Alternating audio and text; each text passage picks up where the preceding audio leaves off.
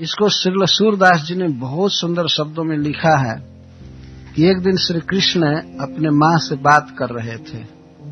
मैया री मोही माखन भावे, सूरदास जी ने गाया है कि माँ मुझको माखन बहुत अच्छा लगता है। और एक गोपी सुन रही थी बगल से छिप करके, तो वो मनोरथ करने लगी कि हे विधाता, हे भगवान, मैं कब श्याम सुंदर को अपने घर में माखन खाते हुए देखूंगी। मनोरथ करने लगी और दही मथ करके ताजा माखन बहुत कम ऊंचे छीके पर रख करके घर में प्रतीक्षा कर रही थी।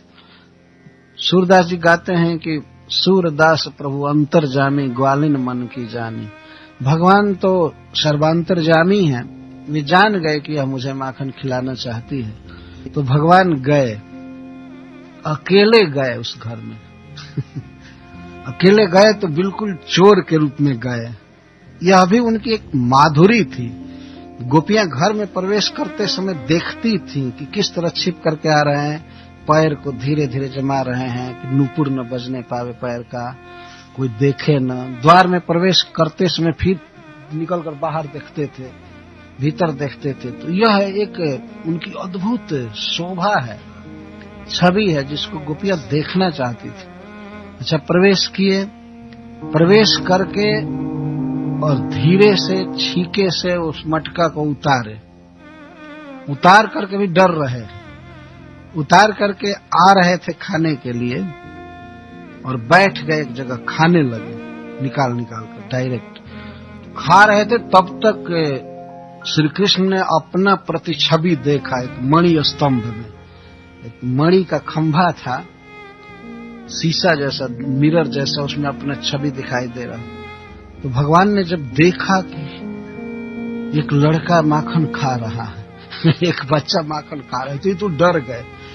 भगवान डर गए कि ये दूसरा कोई चोर आया है। तो वो डर गए और कहे कि अरे मित्र,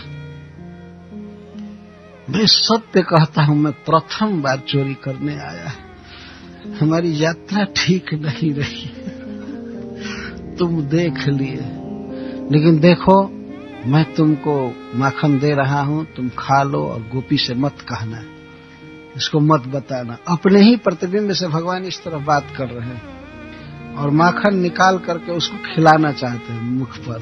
तो खिलाना तो ऐसे चाहिए था, लेकिन वो उसको ले जाकर के खिला रहे हैं। मिरर जैसा था वो मणि का खंभा, तो खिला रहे हैं। खिलाते समय वो गिर जाता है, तो कहते हैं क्यों, कम दे रहा हूं, और चाहिए और चाहिए, तो और देते हैं, फिर भी गिर जाते हैं। नहीं, तुम नहीं खा रहे हो, तुम क्रोध में हो, ये हो वो हो। तो अंत में कहते हैं जब बिल्कुल नहीं लिया, वो लेता कैसे, वो तो प्रतिबिंब था। तो श्री कृष्ण कहते हैं तो जा सारे, जो कुछ कहना हो कह देना। बोले साले कहे, साले जो कुछ कहना हो कह देना, बार बार दे रहा हूं, समझ नहीं रहा है, ले नहीं रहा है, जो कहना हो कह देना। इतना कहे तब तक गोपी ठठा करके हंसी, उसकी हंसी रुकी नहीं और श्री कृष्ण मटका छोड़ करके चले भाग। तो गोपी पीछे पीछे गई माँ यशोदा से कहने कि तुम्हारा लाला हमारे घर में आया था और माखन खाया, ये किया वो किया। वो फिर देखने गई, वास्तव में उलाहना देने नहीं गई, कृष्ण की छवि को देखने गई। तो यह बात ब्रज घर घर प्रगटी, यह बात सूरदास जी एक दूसरे पद में गाते।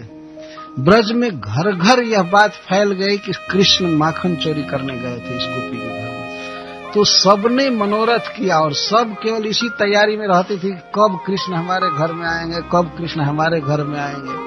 और इसलिए भगवान ने यह माखन चोरी की लीला का विस्तार किया। सबके घरों में जाते थे, कई तरह से चोरी करते थे। चोरी जब करना होता था तो उसी समय बछड़ों को खोल देते थे और बछड़ों को पकड़ने में गोपी गोप व्यस्त हो जाते थे। उस समय उनके घर में घुस करके और खाते थे। तो वास्तव में यह प्रेम की लीला है।